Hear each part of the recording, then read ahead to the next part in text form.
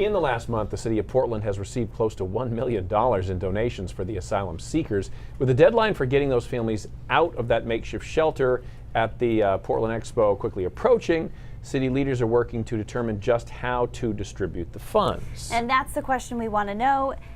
Who should get a say when it comes to distributing those donations? To vote, head to pulse.newscentermaine.com or vote at our mobile app. You can scroll down to the homepage and you'll see the Pulse section there. In the meantime, News Center's Samantha York has been tackling this story from the beginning and joins us now with more on that. Hey, Sam. Hey, guys. Yeah, so right now approximately $800,000 has been donated to help the asylum seekers. City staff is hoping a portion of that money will be used to offset some of the costs generated by running the shelter at the Expo. But some immigrant advocates worry that's not what donors signed up for.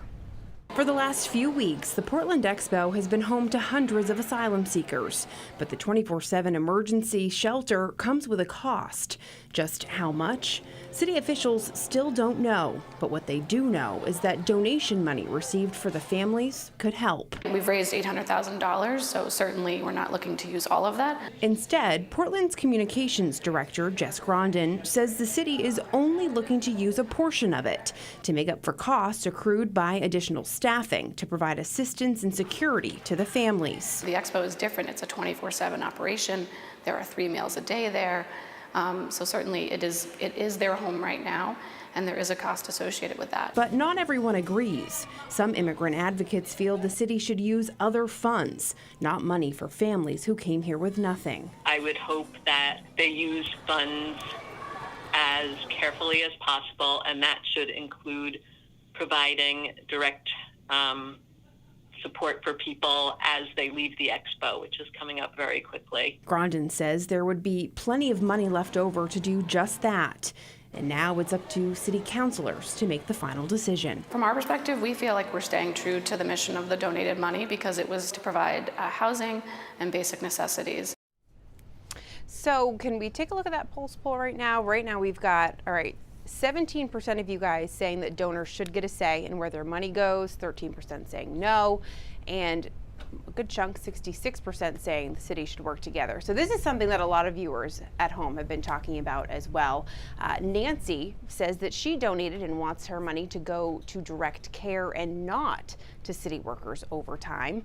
Mike adds, I hope there's accountability for every cent donated to this cause. And Peyton adds, instead of spending it on asylum seekers, let's actually put it towards the homeless and our veterans. And Sam, I heard a lot of talk about this today too, you as well, the last week or so. Has there been any word about general assistance or any funding coming from the state level? No, not yet. So when I spoke with city leaders in Portland today, they said that they were actually supposed to get an answer from Governor Janet Mills last week about providing some kind of state assistance, state funds to helping with the asylum seekers.